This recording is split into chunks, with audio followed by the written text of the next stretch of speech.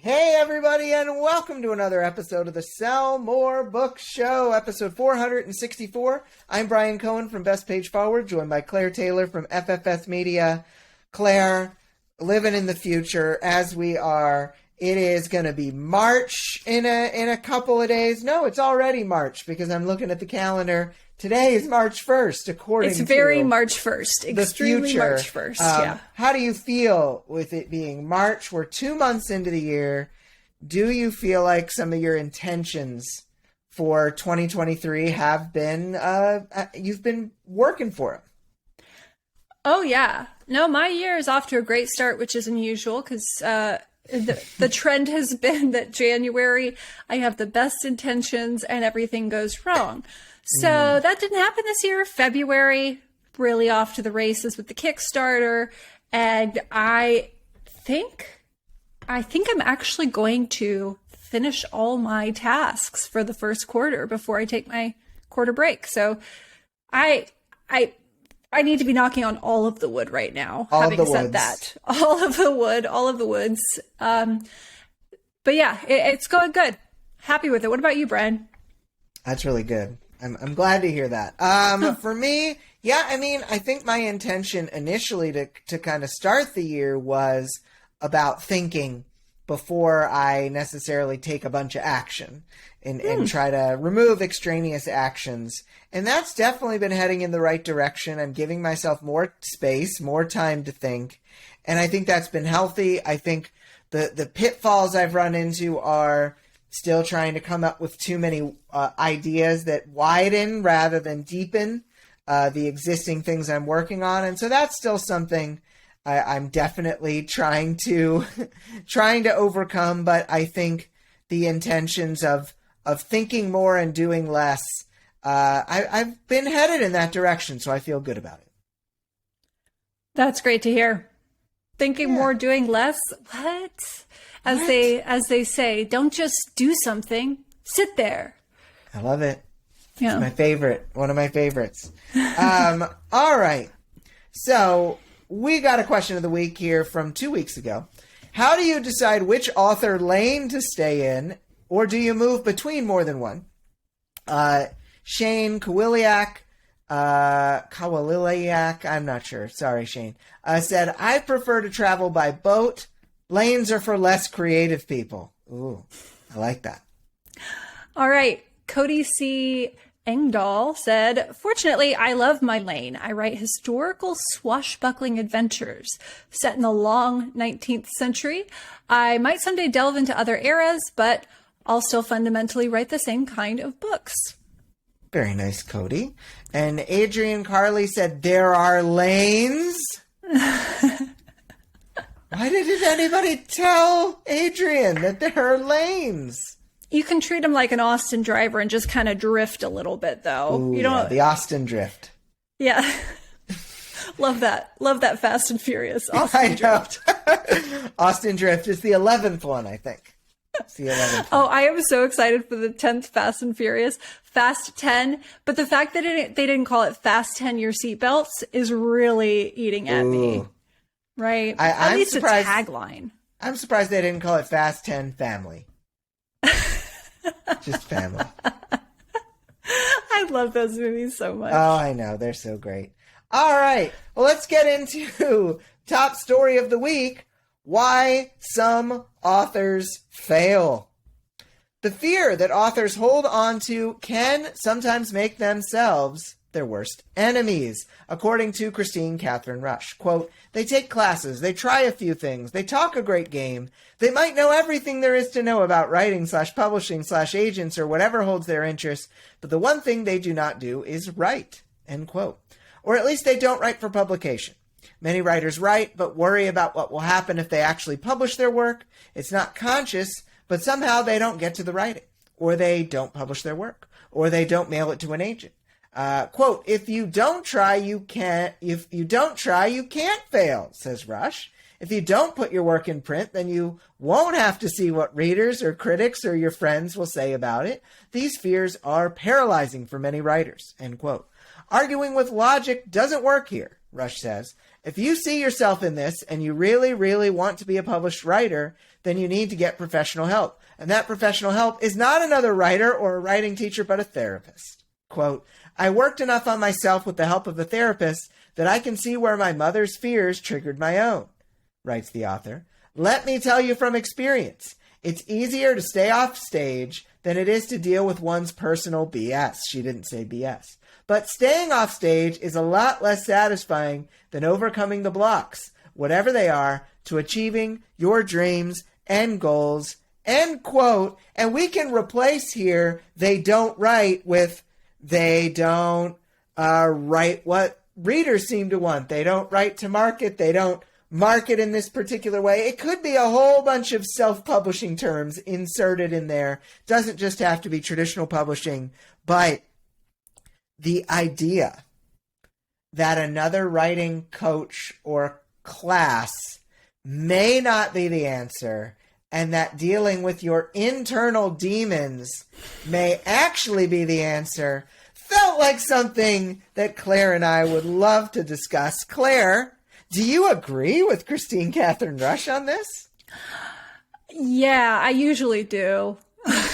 Yeah. But yeah, this is definitely a trend. And what I see when people come to me, and my author alignment is not therapy, but I will point people towards some patterns of their type that they can then go inspect with their therapist. I think everyone should have a therapist. I think you and I have talked about this before. I made it one of my goals to get everyone on my soccer team into therapy. And I think I've done a really good job. That's I think awesome. there might be one or two who are not in therapy. But anyway. But it's like the keeper, so you're never going to get the keeper in. Oh, no. Yeah, and the keeper needs it the most, as we all know. Yeah, exactly. But the thing is, people come to me a lot of times when they're in crisis, and there are some very, very basic things that are commonalities, which is the patterns that got you into this mess are not the ones that will get you out of it. They will only get you deeper and deeper. They may get you out of this mess and into a bigger mess later on, right? So you have to look at the patterns and recognize them. And the second part of that, which is the least fun one, is that changing your patterns is going to feel out of control. Because we create those patterns for a sense of control over our lives. And as long as we're doing them, even if they're destructive, at least we know where they're going to get us. So changing the patterns is out of control, as all transformation is. It feels out of control. You're not going to be able to do it perfectly, whatever that means. And so a lot of people will not take that next step. And I think that is where a lot of people don't publish or don't do the thing that they know they're supposed to do because they are scared of doing something that will be out of their control by taking that next step, by putting themselves out there in a way that they're not used to. So yeah, there is a lot going on when people aren't publishing, when people are running into the same problems over and over again. It's not going to be fixed by doing the same thing you've always done. Yeah, I think back to in my mid-20s, I was trying to write but was running into trouble, and I actually consulted with another author and I said, what do I do about all this fear? Because I had a lot of fear around all of the things I was trying to do. And she said, oh, well, fear actually can be a thing that's pointing you in the right direction, not just the wrong one. And I was like, what? and I have made sure that this is part of my plan to talk to my daughter about when she's old enough. A couple things. Practice makes you better at things. No one really got that through my thick skull growing up. But this other point of fear is not necessarily something to avoid. Now, for me, someone who's done improv and is quick on my feet and rushes into things, that kind of a reassurance was helpful for me.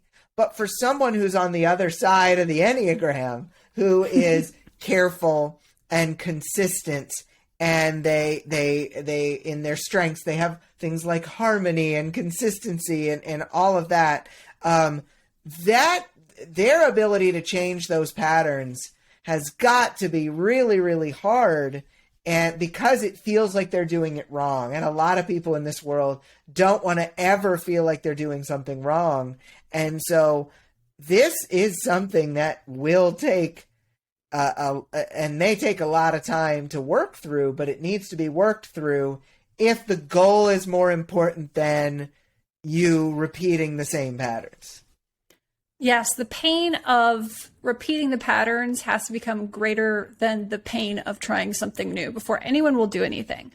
And I think you and I were talking before we started recording this episode about what we can and can't control. And I think Chris hits on a really important point of people are afraid of putting themselves out there and saying, I didn't get the success I wanted.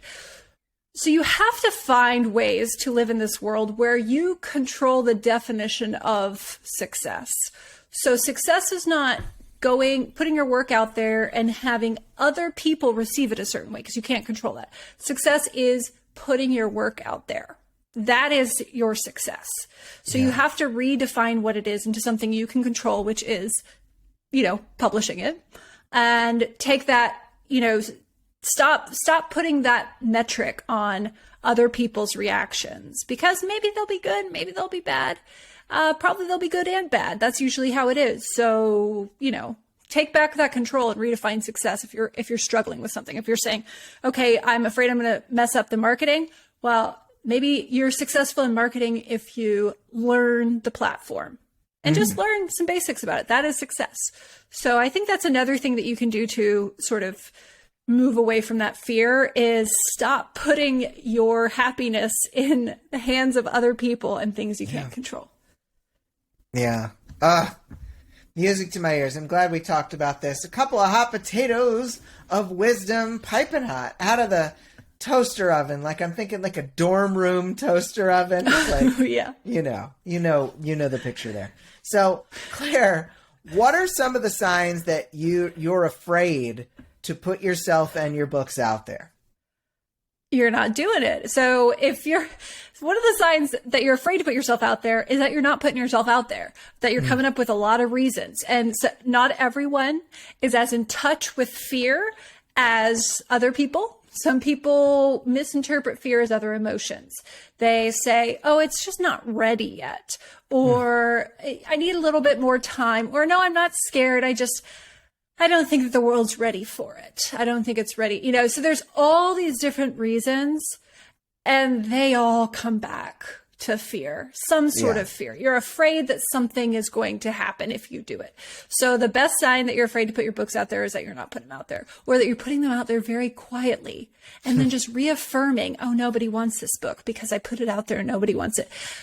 Girl, nobody knows about it. That's the thing going on. So I think that is the clearest sign that it's just not happening. If you notice that it's just not happening, I need you to look at your reasons. You're calling them reasons. They're just excuses. They're just, sort of repackaged fear. And I need you to look at that and address the fear and see how you can take that control back into you rather than, leaving it to the universe. Claire, I want a new book called Girl, Nobody Knows About It. Because I would love that book. It's the sequel to Girl, Wash Your Face. Girl, Nobody Knows About It. I don't know that that's the brand that aligns with mine. Yeah, I think you're probably right. All right, Bryan, I need a hot potato from you. And this is like the smush potato the little russets that you just smush. That's what I need. Yeah. Delicious, moist, very well good. salted. Yes. Yeah. Okay. What strategies have you used to work on your fear and put yourself out there? So the strategies I've used to work on my fear and put myself out there, so many of them take place in therapy. I want to second both Christine Catherine Rush and Claire that you need someone to talk to, someone neutral who can spot your patterns. This is one of the reasons I've been going to the same therapist for a long time. They can spot the patterns a mile away so that you can then start to point out the patterns yourself. And so even if it's not a therapist, even if it is just someone that you get to discuss this with, who will not lie to you and who will not yes man you, that is the kind of person you need in your life, you need in your corner. And if you surround yourself with those kind of people, even better. Yep. Agreed. We all need someone to call us on our BS. It's called being an adult. Yeah. Yeah. Oh, okay. So we've got a lightning round. These are lightning bolts.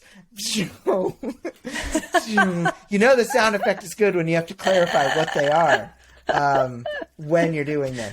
So it's alive. It's alive. The lightning round is alive. Claire, when you've put a book down for an extended period of time, you were writing this book, you put it down for an extended period of time, how do you re-engage with that project? Okay, so when I've put a book to the side for a while and I'm coming back to it, I can re-engage with it by rereading it. It feels like I'm reading someone else's work. I'm usually much less critical of it.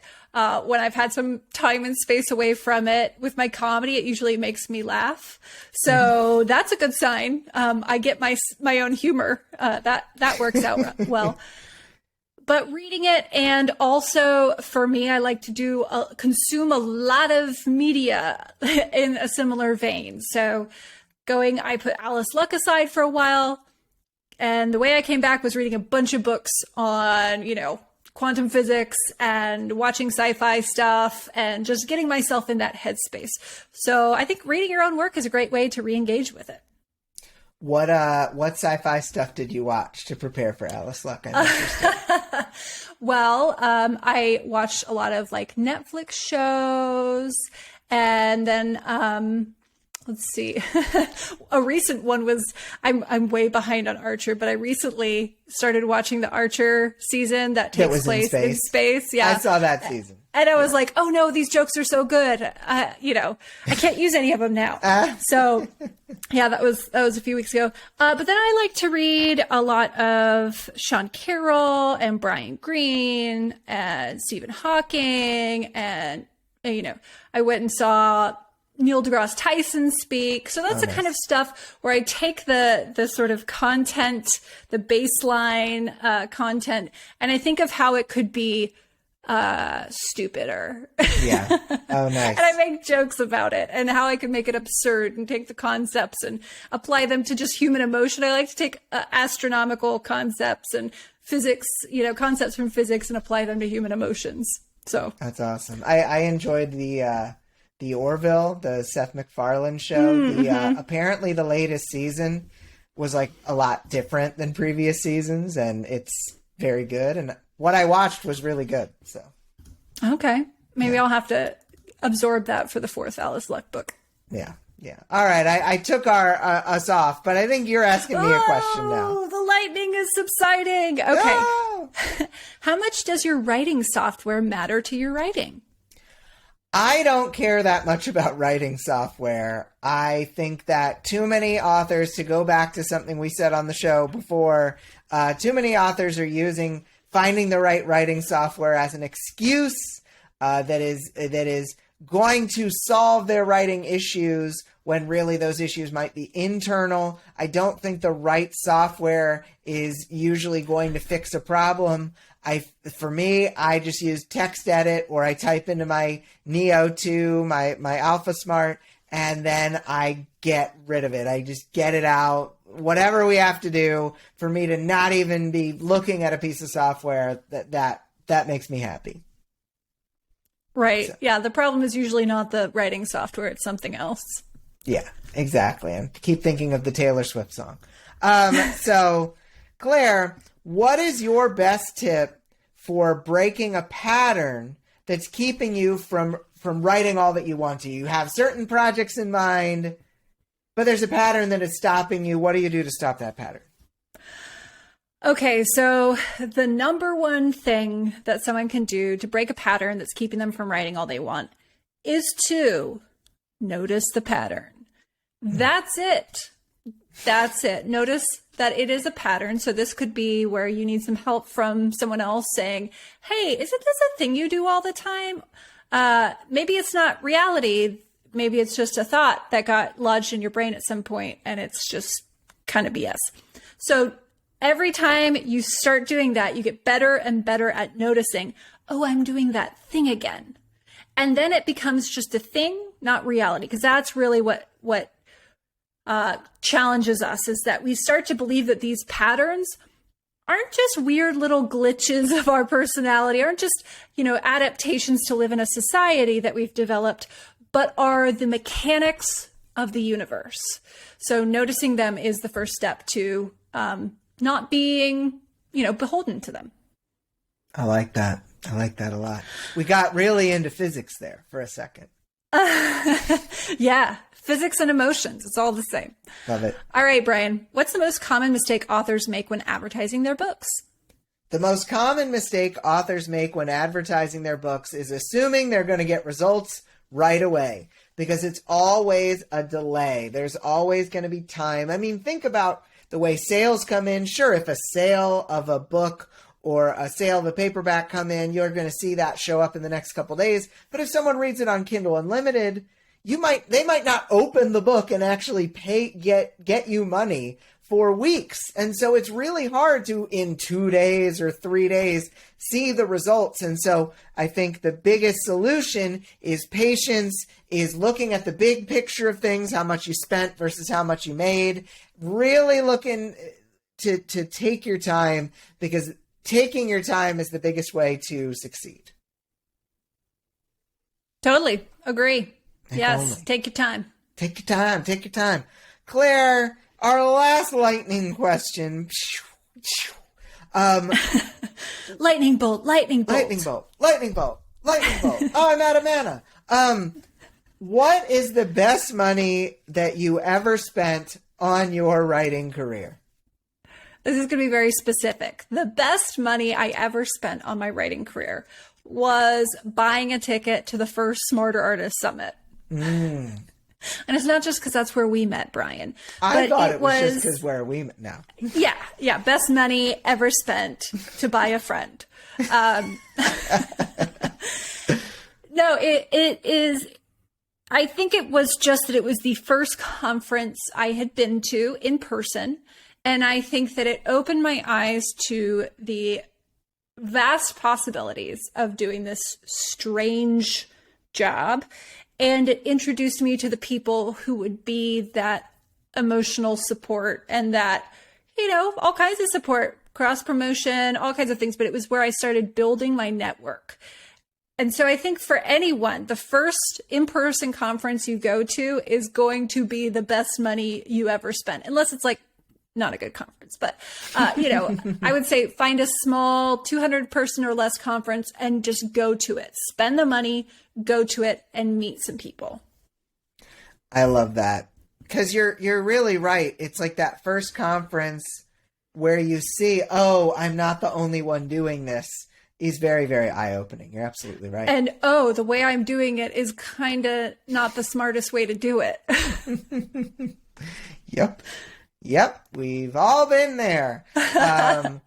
Awesome. Well, good stuff, Claire. We've got a question of the week. We've got to figure out why haven't you gotten therapy? What? Give us your therapist's number. Yeah, I know. Let us confirm that you have been getting therapy. How should we ask this kind of question about connecting with yourself and identifying your own patterns and all of that stuff? What's a question you think we should ask? How about, what are some of the things you do when you realize your writer's block is stemming from fear? I like that. I like that a lot. So what do you do when you realize your writer's block is stemming from fear? What are some of the things you've done? Great question, Claire. You can answer the question over at the Sell More Book Show After Party Facebook group and over under the Sell More Book Show under the over under around and through at sellmorebooks.com in the comment section for episode 464. I knew the URL was too complicated, Claire. We should have shortened that. We should have shortened it. Sell better than less books. Sell more than zero books. More than zero. Oh, man. So, Claire, what's coming up in March? Anything that people might want to know about? Yes. As I look at things, well, I will continue fulfilling my Kickstarter stuff. So if you backed, you will be getting more stuff. I also have a retreat coming up, but I'm opening it up to existing clients first. But if you are on my email list, you will hear about it if there are openings, which there might not be because it's only 10 people. So it is an exclusive retreat. So exclusive. So exclusive. It's so hot right now. That's awesome. Definitely. If you're not on Claire's email list and not subscribed to all of the things, go to ffs.media. Go figure it all out. go figure it out. That should totally be your tagline. Could have more 4-letter words in it, I think. I think you're probably right. And for me, I've got a book description webinar coming up on Thursday. There's all sorts of stuff. We've got some fun things on dictation and other stuff coming up in March. So definitely pay attention to my list. That's my tagline. Pay attention. Just pay attention. Definitely pay attention. But great show for Claire. I'm Bryan. Have a great week of book selling, everybody. And we'll talk to you next week for episode 465. Bye. Bye.